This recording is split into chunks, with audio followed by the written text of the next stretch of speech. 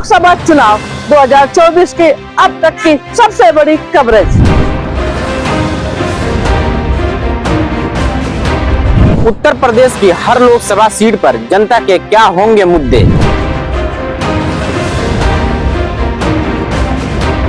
किस मुद्दे पे जनता इस बार वोट डालेगी। उत्तर प्रदेश लोकसभा चुनाव में क्या होंगे महिलाओं के मुद्दे। रोजगार, भ्रष्टाचार, कानून व्यवस्था पर जनता की क्या है राय।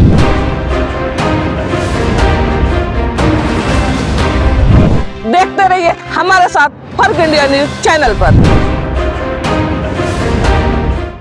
साथियों नमस्कार, मौजूद हैं बांसगांव लोकसभा सीट गोरखपुर जिले में। 7वें चरण का मतदान 1 तारीख को होने जा रहा है। गोरखपुर के अपने मुद्दे हैं शिक्षा, चिकित्सा, रोजगार, बढ़ती महंगाई, बेरोजगारी, भ्रष्टाचार पर जो सरकार 5 साल वादा की है, क्या जनता मुद्दों को समझ पाई है। हमारे साथ विजय कुमार जिला उपाध्यक्ष आईएनसी से हैं, अनुसूचित प्रकोष्ठ से हैं, प्रतिनिधित्व करते हैं। आइए बातचीत करते हैं कि 5 साल कांग्रेस ने जो संघर्ष किया है, राहुल गांधी के कश्मीर से लेकर कन्याकुमारी तक की जो पदयात्रा रही है, और आज इंडिया गठबंधन में जो राजनीतिक दलों की भागीदारी सुनिश्चित होकर के चुनाव में बांसगांव से जो है लोकसभा प्रत्याशी के रूप में सदर प्रसाद और बीजेपी से जो है कमलेश पासवान चुनावी मैदान में है, तो इन दोनों प्रत्याशियों के बीच में क्या लड़ाई है। जातीय आंकड़ों पे भी बात करते हैं, यहाँ के डेवलपमेंट पे भी बात करते हैं। तो सीधे संवाद करते हैं। आपके नाम की चर्चा तो हमने कर ही दिया है, तो यहाँ के जो मुद्दे हैं, किन मुद्दों पे चुनाव लड़ा जा रहा है। यहाँ पर जो मुद्दे हैं विशेष करके रूप में देखेंगे, आज जो बीजेपी सरकार, यहाँ कांग्रेस की सरकार तो है नहीं, अब देखेंगे उत्तर प्रदेश में और इंडिया में बीजेपी सरकार है। उनके किए गए कार्यों का यहाँ पर देखा जा रहा है कि आप बहुत ज़्यादा महंगाई चरम सीमा पर है और शिक्षा का स्तर गिरता हो जा रहा है, जिसके वजह से जैसे अभी देखिए शिक्षा के स्तर पर मैं बात करूँ तो जितने भी वैकेंसियाँ निकाल रहे हैं, वैकेंसियाँ उनकी पेपर लीक हो जा रहा है, जिसके युवा पीढ़ी हमारे ग्राफ का नीचे गिरता हो जा रहा है। और एक पिता की गाढ़ी कमाई जो होती है अपने बच्चे को ऊपर उठाने के लिए लगाते हैं, शिक्षा दिलाने के लिए लगाते हैं, ओवरेज हो जा रहा है, जिससे ओवरेज होने के लिए युवा पीढ़ी हमारे बहुत ही आक्रोश में बहुत क्रोधित है। अभी इनके 60,000 की वैकेंसी निकली थी, उसमें पेपर लीक हो गया, जिसकी वजह से सारे युवा एक तरफ कांग्रेस की तरफ रुझान है उनका, और कांग्रेस को इंडिया गठबंधन को वो वोट करने के लिए सदर प्रसाद को बांसगांव से वोट करने के लिए लोग अग्रसर हो रहे हैं। और प्रचंड बहुमत से, मुझे लगता है ऐसा कि प्रचंड बहुमत से सदर प्रसाद जी बांसगांव लोकसभा से विजयी हो। सदर प्रसाद अब की 4थी बार लोकसभा चुनाव लड़ रहे हैं। सपा और बसपा के गठबंधन 2019 में भी चुनाव लड़े थे, कम मार्जिन से चुनाव हारे थे जी। तो जनता सदर प्रसाद को समझ नहीं पा रही है कि कमलेश प्रसाद के काम जो है के समझ में आए। जनता समझ पाई थी, पिछले बार भी वो 2019 में जब चुनाव लड़े थे तो जनता उस समय भी समझ पाई थी, कम फैसले से उनका मार्जिन रहा है।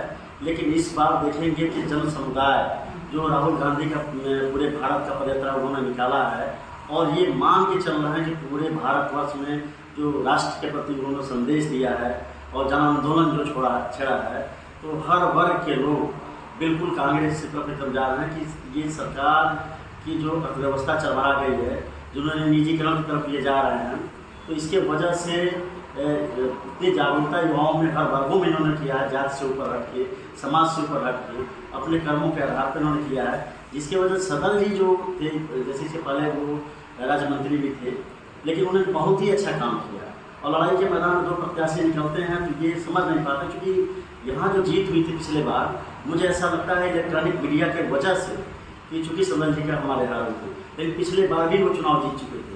इस बार भी आप देख रहे हैं कि पूरे बांसगांव संसद लोकसभा क्षेत्र में एकदम एक तरफा जन सैलाब लौट रहा है। यदि ये कहीं से इलेक्ट्रॉनिक मीडिया से किसी प्रकार का धोखाधड़ी नहीं हुआ, तो मुझे लगता है कि मतलब किसी जमानत जब्त हो सकती है कमलेश जी का, जो उन्होंने कार्य किया है, जो उन्होंने लोकसभा बांसगांव में लोगों ने इस तरह से बहिष्कार उनका कर रहे हैं, यहाँ तक कि देखा जाए बरहज लोग गए थे तो वहाँ की जनता उनको बैक पवेलियन प्रचार करने नहीं दिया और उनको वापस भेज दिया। तो मुझे ऐसा लगता है कि पूरे भारतवर्ष में जो बांसगांव लोकसभा है इतिहास रचेगा इस बार, और सदन जी हमारे प्रचंड बहुमत से जीत के लोकसभा से नहीं जाएंगे। 5 साल जो है कमलेश पासवान सांसद रहे, तो उन्होंने जो है बिजली पर क्या काम किया, सड़क पर क्या काम किया, महंगाई पर क्या काम किया। आप लोग तो विपक्ष में रहे, जी तो आप तो जानते होंगे बात भी।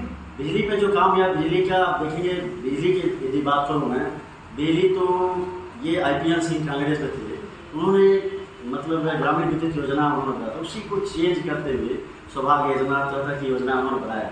लेकिन बिजली भी इतना महंगा कर दिए वो, जैसे देखेंगे कि वो निःशुल्क कनेक्शन दिया देने की बात थी। उस समय जब कांग्रेस सरकार थी तो 67 रुपया, 100 रुपया, 90 रुपये तक बिल आते थे।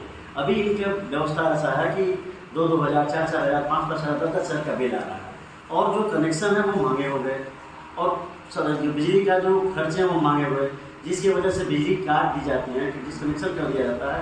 और हमारे जो विद्यार्थी हैं पढ़ने के लिए, और गांव की जो महिलाएं हैं, जो बेटियां हैं, ये बहुत ही दिक्कतों की सामना करना पड़ता है। तो बिजली पर ऐसा कुछ उनका काम नहीं हुआ। जो भी किए थे ऊर्जा मंत्री IPN सिंह ने किया था, जो कांग्रेस में थे, उसका विधेयक उन्होंने पास किया था, जो आज पूरे भारतवर्ष में लागू है।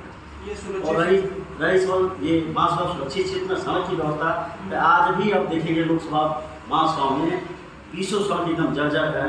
ऐसा सड़क है कि चलने मोटरसाइकिल चलना भी दुश्वार है। वो खुद जाते हैं फील्ड में, या आप लोग सभी लोग फील्ड में सर्वे करते हैं, मुझे लगता है कि जो सड़कें हैं पहले जैसा ही अभी जर्जर है। कुछ ही 4 लेन पर काम किया, 4 लेन पर जो योजना बनी थी 4 लेन पर काम हुआ, लेकिन ग्रामीण क्षेत्रों में जो सड़क जोड़ने का काम हुआ है वो आज भी जर्जर है, जैसे पहले का तैयार है। सरकार गड्ढा मुक्त की दावा करती है कि गड्ढा हमने पूरे प्रदेश का सड़कों का गड्ढा मुक्त कर दिया है। तो आप कह रहे हैं कि आपके बांसगांव में बीजेपी से ही सांसद हैं, 3-4 बार के साथ, 4थी बार आपके चुनावी मैदान में है, उसके बावजूद भी गड्ढे दिख रहे हैं। यही आप निकलेंगे, यहीं पे झाना से निकली थोड़ी हम जाएंगे, आप एक बार चलेंगे जाएंगे तो दोबारा आपको जाने की इच्छा नहीं करेगी। यही मेन मुख्य मार्ग है खुदावर से सोनभद्र, पिछले 5 साल से एकदम बिल्कुल गड्ढा था, और अभी जाके किसी तरह से वो कितना आंदोलन करने के बाद सही हुआ, वो सुचारू रूप से सही नहीं हुआ। तो ये प्रत्यक्ष उदाहरण है, एकदम मेन रोड जब इस तरह से हैं तो गांव में सुदूर क्षेत्रों में रोड कैसा हो सकता है, आप महसूस कर सकते हैं। तो इनके कार्यकाल में, चूँकि आप जान सकते हैं, बस्ती में एक पुल बना, ऐसा इनके कार्यकाल में पुल बना कि ऐसा पुल टूट के कार्यकाल में गिर गया कि कम से कम कई लोग वहाँ दबके मर गए। तो ये साबित करता है कि सरकार में जो काम कर रहे हैं, जो देख रेख हो रहा है, कितने मतलब निम्न कोटि की देख रेख हो रहा है, जिसका मैं व्याख्या नहीं कर पा रहा हूँ